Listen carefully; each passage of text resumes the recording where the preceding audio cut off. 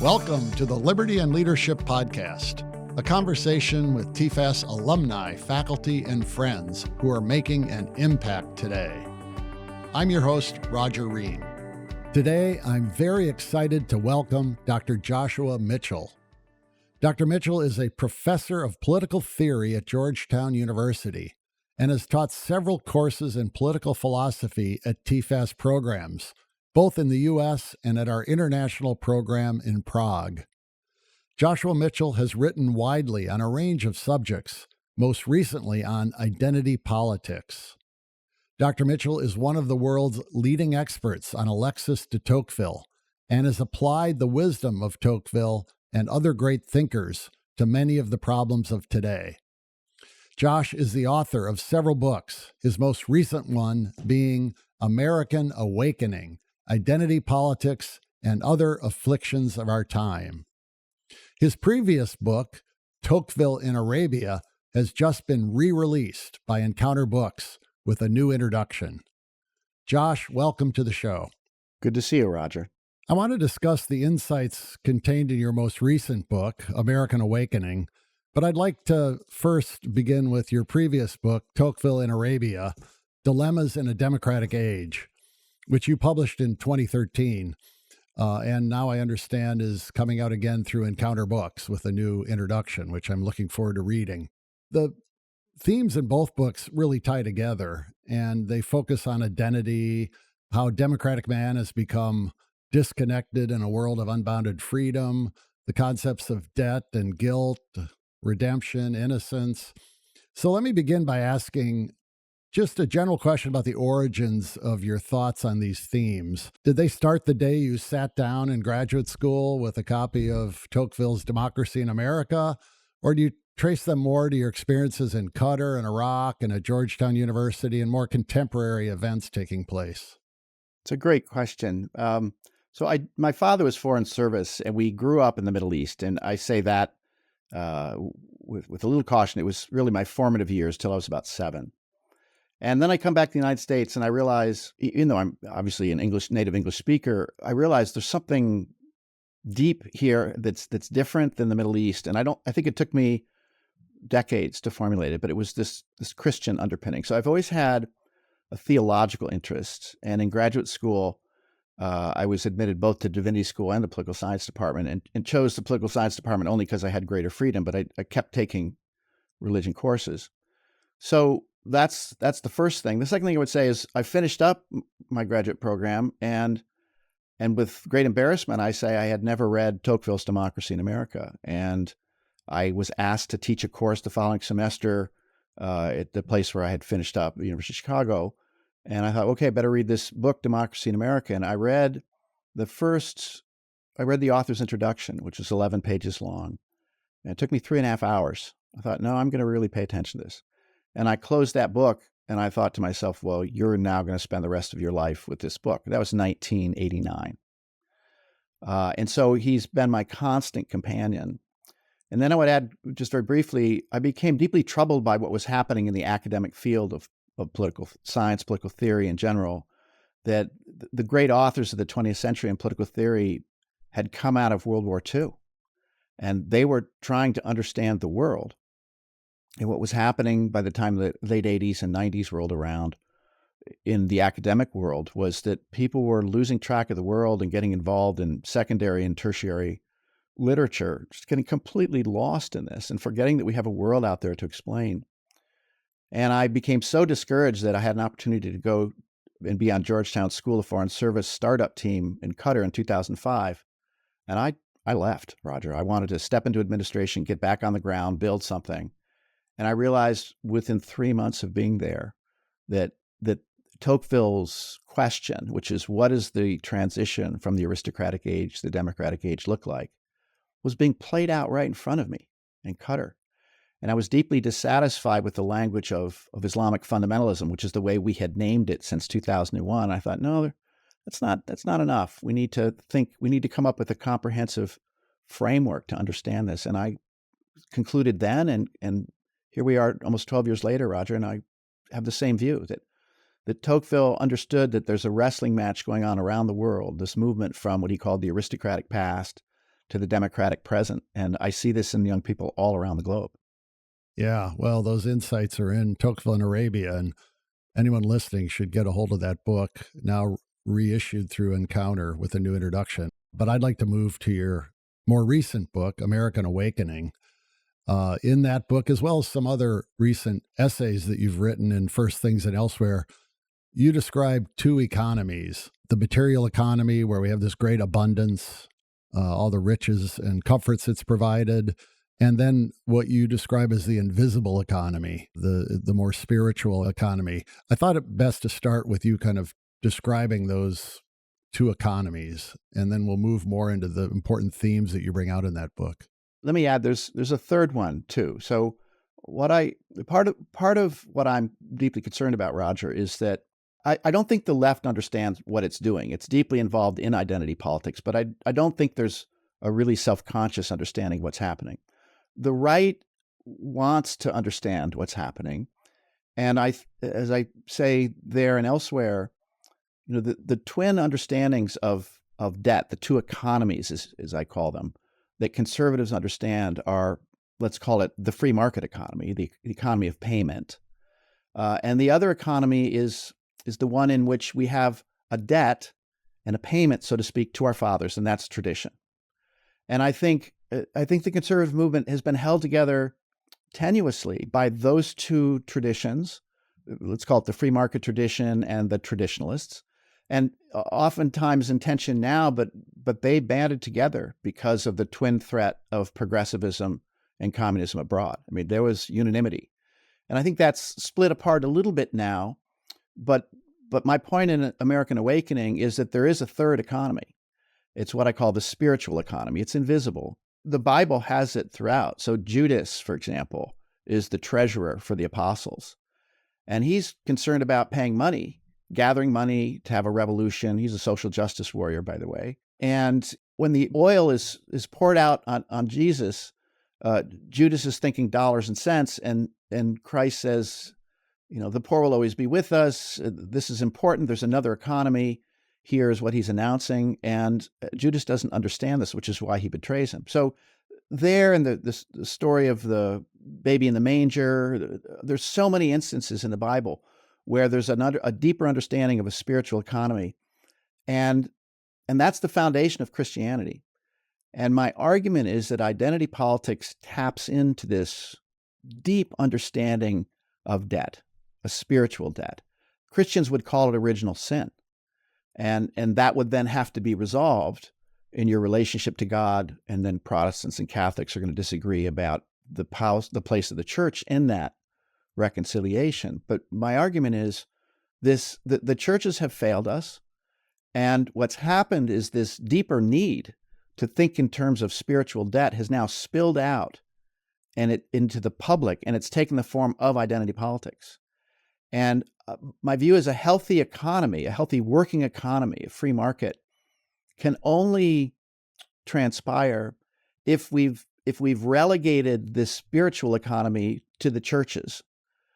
And when it spills out, then people say goofy things about what we're supposed to do in the world. So AOC and the left will say, well, of course we have to spend $50 trillion to clean up America, to clean up the environment, to be pure, because the whole green economy it's a theological concept of purity versus dirty fossil fuels. So unless we're able to get right where the spiritual economy belongs and what it can do, it spills out into the political scene. And that's really the great debate now, because the left says we don't care about cost. We have no concern about cost, because the real economy is not the moneyed economy of debt and borrowing. The real economy is the economy of spiritual cleanliness. And so that's the titanic battle we're involved in. The way I put it in the book is we have two ways forward. We can either do what I call the politics of innocence and transgression, which is this politics of spiritual debt, or we can do what I call the politics of competence. And the American regime is based on that.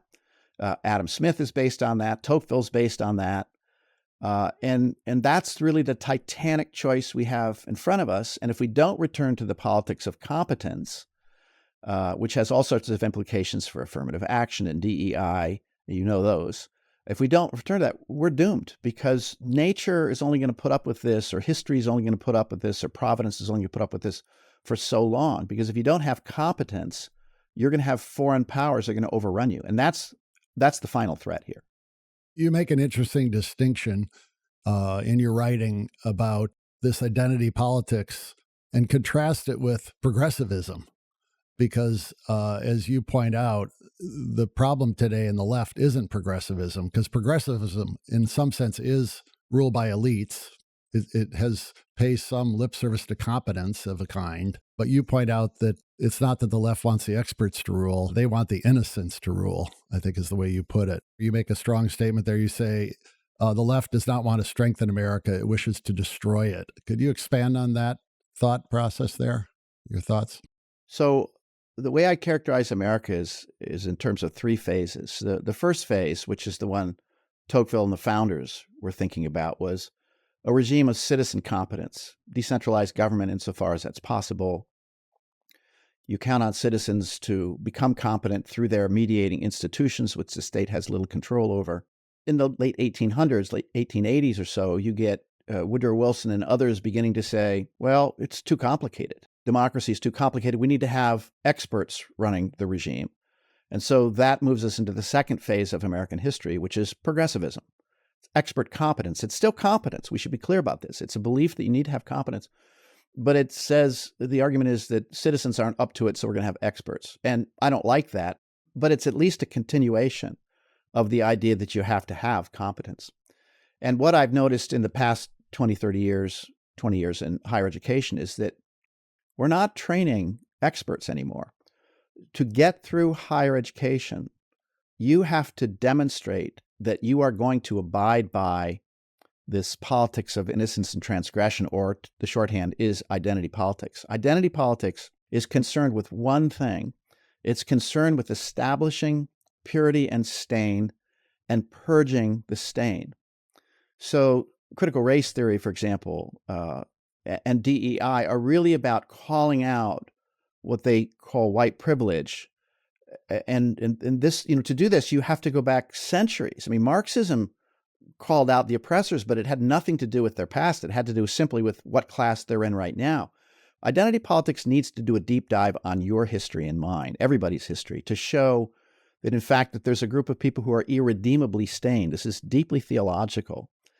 And the problem with irredeemable stain is there's no way out. And so what identity politics wish to do, since these people can't be brought back into the fold, they have to be canceled. This is how we get the language of cancellation.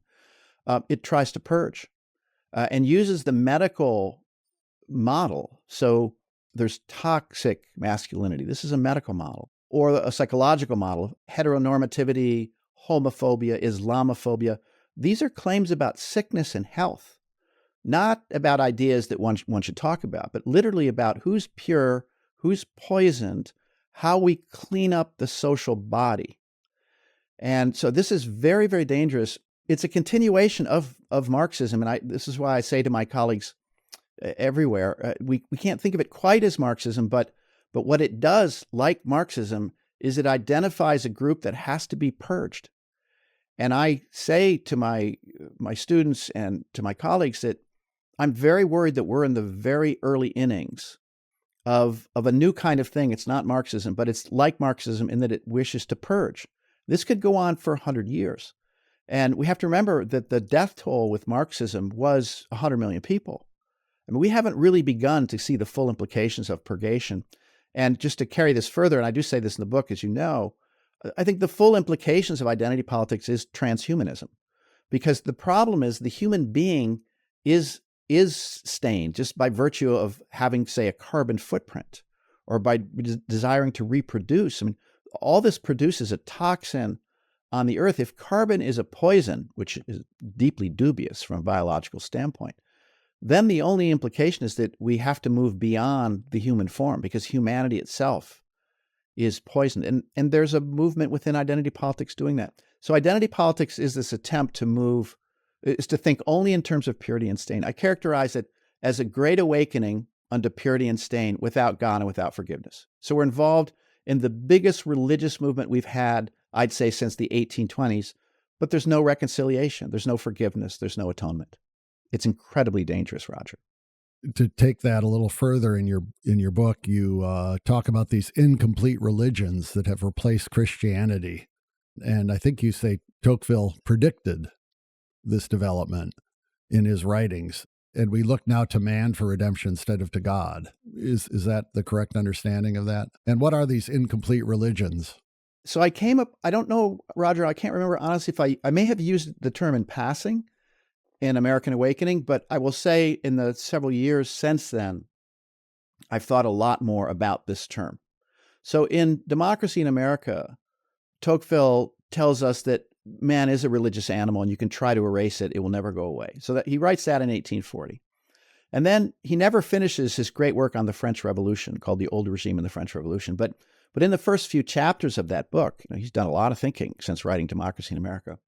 He says, you would be wise to understand that the French Revolution is not a political revolution. It is an incomplete religion in that it aims, as Christianity did, for universalism. It seeks to establish who the pure and who the stained are. And so Tocqueville gives us late in his life this category of the incomplete religions, and I take it from there.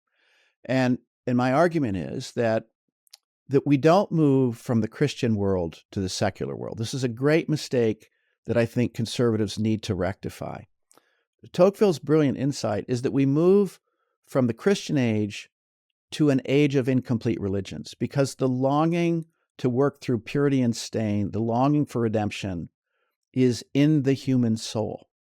And so if Christianity falters for one reason or another, then what you're going to have are incomplete religions that appear and make moral claims. So, for example, the French Revolution was the first incomplete religion. Marxism, whose toll was 100 million, was the second great incomplete religion. And my argument is that we are on the cusp of this third one, identity politics, because there too you've got the Christian category of irredeemable stain.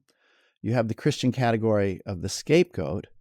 But what makes it extraordinarily dangerous is that whereas for the Christian, you admit that you have a stain that's so deep within you that God himself has to come to the rescue. That's an incredible insight right there.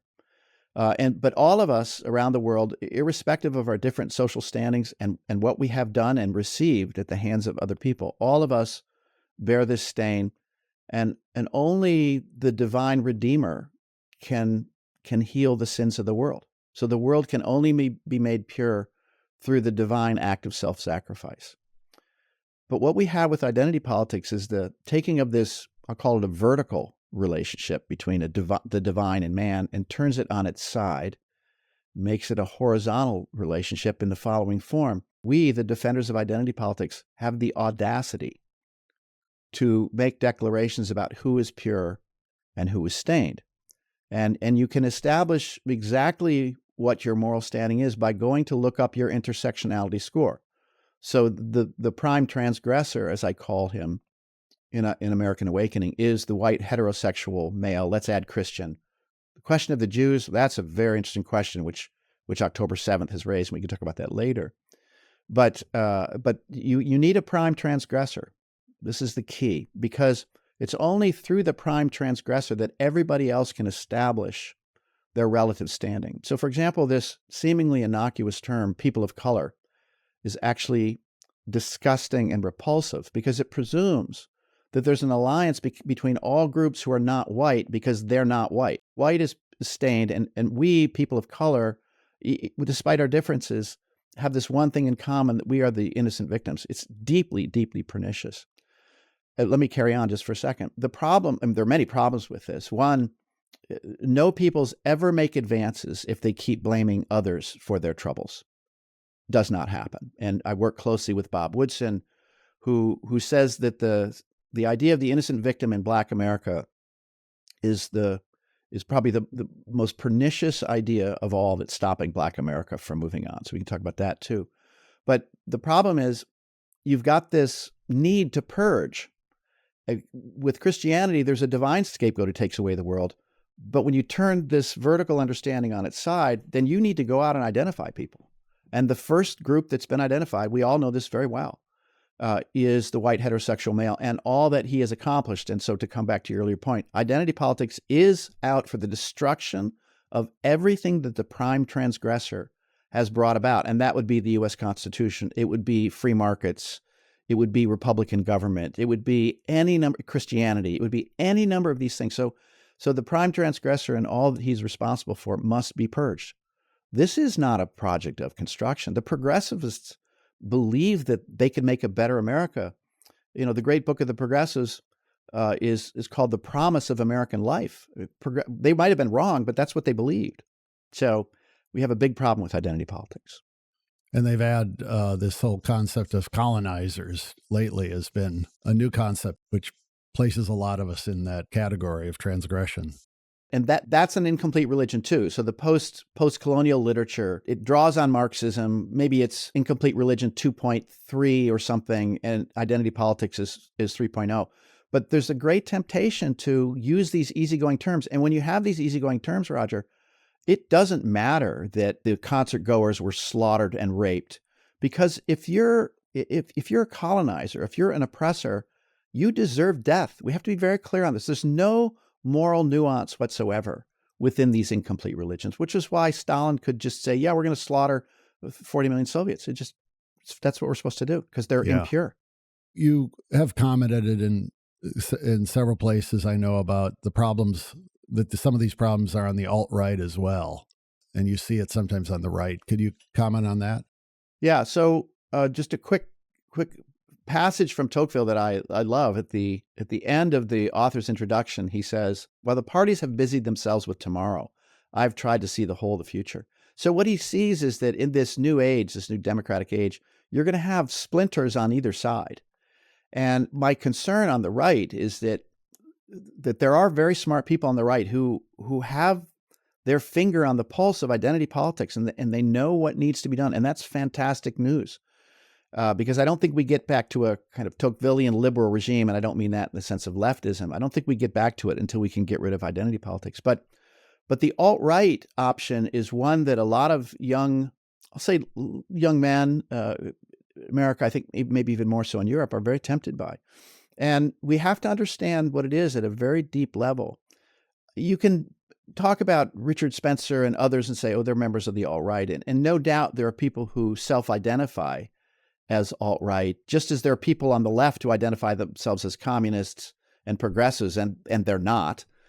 We have to think deeply about what the alt-right is. And the person who you would need to look to is Nietzsche, who very consciously set out this, what we'll call an alt-right alternative. And I need to explain how he thought this through. In his book called The Genealogy of Morals, in the second essay, he asked, I'll paraphrase, he asked the following question: how can you have a tomorrow? Now, he knows what the Christian answer is. The Christian answer is, look, we're all stained, we're all broken, we do terrible things. And if we had to bear this weight eternally or for a long time, we would get to the place where we would be frightened to do anything for fear of its consequences. And he said, he wasn't defending this, but he said the amazing thing about Christianity was you're forgiven. There's atonement. There's repentance. And so the whole of history is bloodshed and violence. And yet we go on with hope that all this can be put behind us and we move toward a redeemed world. And Nietzsche said, well, that's how the West was won. That's how Europe prevailed in the world, is they were no pure or any more impure than anyone else, but they had this amazing way of having a tomorrow. And he thought that the current moment in Europe, I'll get to the alt-right in 1 second, the current moment in Europe involved this haunting situation in which Christianity was faltering and Europeans still had debt. And so let me bring this up to the 20th century. All of a sudden, the legacy of colonialism, 2 world wars, the Holocaust. This is a lot of weight to bear. And if Christianity is there, you say, praise God, you repent. Who knows what kind of world we could have had if Christianity was intact? Because Christianity is not for the faint of heart. It starts from blood violence, Cain and Abel, but it says, nevertheless, there's a way forward. It's an amazing thing. But what Nietzsche saw was that Christianity was faltering and the weight of transgression was weighing ever more heavily. And in America, I would add, as the churches are faltering after World War II, we have TV pictures of young black kids being hosed down in the South. And so we have the weight and the guilt of slavery being shown to us. And yet the churches can't do anything about it. So what Nietzsche thought would happen was that the West would slowly die. And I think in this he's pretty accurate. How? We would be so terrified and frightened by all that we had done and all that we might do. And so we would just stop. There would be no more ambitious space programs. I mean, why have we not gone back to the moon after 50 years, right? We would not believe that free markets are good things because, what about the poor people? The cost is too high of taking any risk. And that, as you know, is someone who teaches Adam Smith. I mean, you cannot move forward without there being collateral damage and the belief that once that collateral damage happens, there's a way to autocorrect. It's not final. That's the whole point about markets. So he thought that we would get to the place where the West would just shut down. So he asked the question, well, so how can you have it tomorrow? And he said, well, now there's only one way forward, and that is to forget. And what he means by this is that you would look on all the horrible things that your history shows, slavery, colonialism, 2 world wars, the Holocaust, and say, we don't care. We just don't care. And that is a very understandable position that a lot of young men take because they are told you have irredeemable stain. There is nothing you can do to erase it. And for that reason, they say, we're taking Nietzsche's path. We don't care. We will not take upon ourselves any guilt whatsoever. And, I have to tell you, from my own position, which is the Christian position, I don't want to get rid of guilt, but it cannot be that we are put on this earth to feel guilty and die. It cannot be that.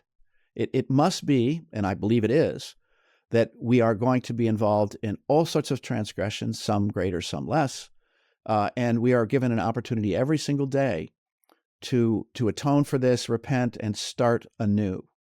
But when you have a generation of young men who are told that because they're white, they are permanently toxic and must be purged, I understand why they go to the Nietzschean alt-right. And it's a terrible way to go, but the left with identity politics has brought this upon itself. That's what they don't understand. They have caused this. Well, let me ask you to comment on the state of higher education in this country. We saw, this past academic year, the rise of anti-Semitism, the protest from the left, and our colleges and universities are, built these days around identity politics. We don't have to recite all the things that are going on in the university. You talk about, I've heard you talk about, and I think it's in your books as well, this ritual of Passover, innocence signaling, I think you call it too. Could you talk about that and what your thoughts are on the university today? I mean, there are very few exceptions, but it's a sad state of affairs.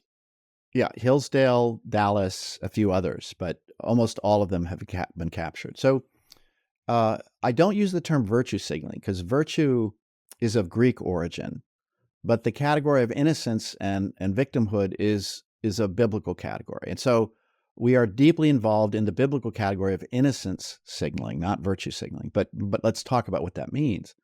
So there's the Jewish Passover ritual is one in which God says, paint the blood of an innocent lamb on the lintel of your door, i.e. make it visible outside of the home, and death will pass you by. And my argument is today in America, at a time when competence is rapidly collapsing, and we should do everything we can to rebuild competence through our mediating institutions, through our universities, we're not interested in competence. We are practicing a variant of the Jewish Passover ritual every single day, multiple times a day. What we're looking for is a way to avoid social death. The term is cancellation, but we need to think of this as a theological phenomena. People put Black Lives Matter signs in their front yard, or this office is green, or whatever it happens to be. something on their door to indicate that social death or cancellation should pass them by. And what's so deeply pernicious about this, let me just speak about this with respect to Black America, is that it does nothing. It just allows you to be left in peace so that you don't have to do anything. And there are problems, and there's ways to constructively talk about race in America, which completely bypasses this innocent victimhood stuff. The left looks at Black America as the key, as the foundation stone for its entire project.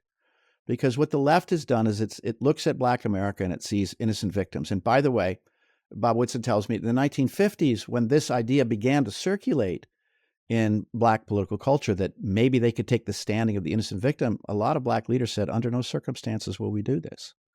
So the category of the innocent victim was one that was put upon Black Americans, and some wanted it, I suppose, but it was a superimposition. And what the left then did was it said, well, okay, Black America is the basis for the whole idea of innocent victimhood. And then it added on top of this women's rights. Women's rights is a continuation of civil rights. And then the argument, as civil rights goes to women's rights, so it goes to gay and lesbian rights. And so now to transgender rights. And so what's happened is that Black America has been used, in my view, in order to get ahead. Now, how do I see this on campus for all these other groups to get ahead? It's very interesting, Roger. I have conservative Black students at Georgetown, and they are very circumspect, because the sick and twisted thing about identity politics in Black America is that if you are Black American and you want to get ahead in this crazy world in which identity politics is the hall pass, you literally have to say things like, I don't know what a woman is, and that ought to sound familiar, right? The Supreme Court Justice, the woman who could not say what a woman is, because if you're going to get ahead, you have to let all these other groups piggyback on your wound. Feminism, gay and lesbian rights, and transgender rights. And I will say right now that, hey, those, if you want to separate those things, go ahead and talk about them. Great. But the violence done here is to piggyback on the wound of Black America. So to come to your larger question about universities, look, my kids, they are being taught that there's a certain way you have to speak, certain way you have to think. If not, you're going to be canceled. We have a free speech policy at Georgetown, which is pretty robust, but that's not where the cancellation is happening. It's happening over social media. The Lord of the Flies jungle that the students are living in is not on campus. It's in their social media, Instagram and TikTok and all the rest.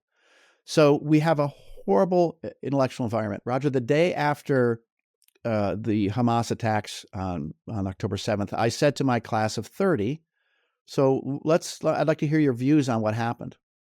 You could hear a pin drop. I have never seen in my 35 years of teaching more fear of speaking candidly ever, never before. They are petrified to speak.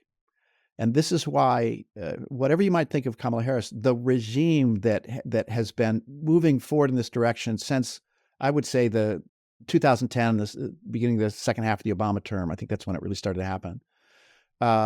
It's a steamroller, and it has to be stopped, or else there'll be no free speech at a university. Quick story. I was in Iraq for 2 years, as you know, as the chancellor of the American University of Iraq and Kurdistan. And my kids had gone through a civil war, and a lot of them had weapons. And I said to them, look, you have to leave your AK-47s in the trunk of your car out in the parking lot. The university is the only known institution in the universe where we have to sit down and have difficult conversations. And they got that. My students in America don't get that. They're scared to death to speak. Wow, that's really something. I will say that we caught up recently with a student who was in your class at TFAS, who's now at Columbia University. And he said your course continues to have a great impact on him. And I know there are many more like him. I'll say his name was Adam. Talk about how profound the experience was in your class. And I hope at TFAS classes, you bring the students out and they aren't shy about talking. But I would guess you must hear from students from your classes who maybe privately communicate with you about how refreshing it is to have a professor like you and have the conversations that you have in your classes? They come to my office, Roger, and close the door. And they say, well, I actually believe a lot of things you have the courage or the nerve to say, but I could never say them in class. The interesting thing that's happened in the last 2 semesters, though, which I have to note, I think a lot of students are starting to wake up. It's been very interesting. And even students on the left. So I teach a class called Conservatives and Radicals once a year. And I say, on the first day, I say, okay, here's the story. There will be no choreographed conversations about men and women, about race. Worthless. I don't want to hear about them. We're going to have difficult conversations, and you're going to say things that you've never dared to say, and that probably going to be overstepping and overstating things, and then it's going to be okay because that's what a university's for. So I think students are realizing that identity politics it's not defensible at all, but you can say maybe 1 or 2 sentences about it, and then after that you realize there's no there. So certainly the students on the right are hungry for a language which allows them to understand what's happening. And the way I put it to them is it's an incomplete religion. And the only way you battle an incomplete religion is with a complete religion. And so my view is it's only with the awakening of Christianity anew. And I have no idea how that happens. But I think that's the only antidote to this. And on the left, it's been very interesting too. They're some of my smartest students on the left. They come and close the door and they say, well, look, I believe these things, but boy, you depart 1 iota from the orthodoxy and you're done. And let me say one other thing. What's been interesting for me to watch, Roger, is guys my age, so late 60s, early 70s, former Democrats. And I grew up in the Democratic Party, really until Reagan. I was a staunch Democrat. But a lot of them are starting to speak up, and for decades I would argue with them and say, you don't understand. What you fought for in the 1960s is not what's happening now. And they say, oh no, it's going to be okay. I think October 7th was a wake-up call to a lot of guys on the old left, and they realized, well, wait a second here. We really don't want to chant things like from the river to the sea. This is not the left. So I think some of the old left is waking up. The guy I watch, and no, I haven't spoken to him in a couple of years, is Joel Kotkin. I mean, Joel Kotkin he's a Democrat, a Brooklyn Democrat, probably a few years older than me. And it's been very interesting to see his eyes open. He realizes this is a death cult. I mean, he wouldn't dare put it that way, but that's what we're faced with, is a culture of death. And it's going to take a lot to get it back. And in the universities, it's going to be a long haul. I sometimes wonder whether it's going to be possible to do this within the university. You're well aware of these burgeoning civic centers that are happening around the world. And I will remind you of a conversation you and I and Randy had many years ago about the need to start up a new university. And I think that's a lot of people are realizing that it's just not clear that the disciplinary guilds within the universities are going to come out of their tailspin. And maybe we have to start over. It's a frightening thought, but there are a lot of wonderful young people who got enough of an education to realize they have to keep on, and they're hungry. And I think there's this huge demographic, late 20s to mid 40s, of people who want now to have a real education, the sort they didn't really get. Yeah, I was just a week ago with the director of the new center at University of North Carolina, and it's refreshing to hear that, like you, they're setting, up the classroom for these candid conversations among students from the left and right and the middle, where they have Chatham House rules. They can speak in the classroom and have these vigorous conversations. It is refreshing, and there are other schools as well. So hopefully that'll make some difference and perhaps have some influence on more traditional departments over time. I guess we have time for one more question. And you can take it. It's a short question. I'll preface it by saying we're recording this just 2 weeks before the U.S. election. This isn't about the election. It's more broad question of just, do you find reasons for optimism about the future? And if so, where? I do, but I should say that I think we're still on the downward slope of the curve. But I'm nevertheless optimistic because I think people are beginning to realize we're on the downward slope of the curve, that we've made this huge investment in our own lives and as a society in digital technology, which is a global technology, and we've lost sight of everyday interactions and why those are life-sustaining. And I say to my students, okay, so here are the rules for the class. You have to cancel all your social media, and then you'll be healthy, and then we can talk. And they're petrified of this. I say, I'm looking at a group of addicts, and addiction just gets worse until it gets better. And so I think we're getting to the place where people are realizing the digital panacea, it will not feed us. That we are embodied creatures. This is why I'm a Tocqueville scholar, Roger. We're embodied creatures. We can only find the nourishment we need in the immediate situation around us. That the answers, to sound like Bob Woodson for a minute, the answers to all the problems that we see they're there locally. We don't have to swoop in. The answers are there to be found. We just have to look for them in our local community. So I think we're getting to the point where we're having a digital hangover. And I think once that breaks, then I think people will begin to open their eyes and say, okay, this is not working. This has been an addiction. It's a high and a low. And we have to find something that's not both a high and a low, but is sustainable on a daily basis. And so I have a hope that will happen. I'm not sure exactly when it's going to happen, but I see the fatigue in my students. They know that the answers they've been given are not working, and they're so unhappy. Yeah, I've heard you say before, you've warned them that Facebook is death. Yes, that's a lecture I give. Yeah. Well, Josh's book is American Awakening, Identity Politics, and Other Afflictions of Our Time, published in 2020. I understand you're working on another book. Is that right? On the subject of hope? All of my books lately have been secretly about hope, but this one's called The Gentle Seduction of Tyranny. And what I'm looking at is this phenomena of, I think so many of us feel like we're being pulled headlong into this new and very dangerous social environment where human freedom is being squelched and renounced. And so I'm going to Tocqueville, who I think saw already in the 1840s that there were all sorts of reasons why the state was going to grow stronger and stronger. And the subtitle is 20 Reasons Why the State Grows Stronger. And he saw this in the 1830s, long before the progressives arose. So there are habits of mind that he warns us about, envy, all sorts of things that we need to pay attention to. So I think that unless we change our habits of mind, there's no national solution to our problems. We have to do the hard work. I look forward to that book, and hopefully we can have a book party and have you back on the Liberty and Leadership podcast. Thank you for the time you've committed to teaching our students in courses here in Washington, D.C. and overseas in Prague. I'll look forward to having you at a TFAS program again soon, and thanks for joining me today, Josh. My pleasure. Thank you for listening to the Liberty and Leadership podcast.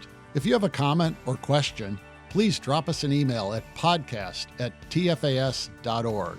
And be sure to subscribe to the show on your favorite podcast app and leave a 5-star review. Liberty and Leadership is produced at Podville Media. I'm your host, Roger Ream, and until next time, show courage in things large and small.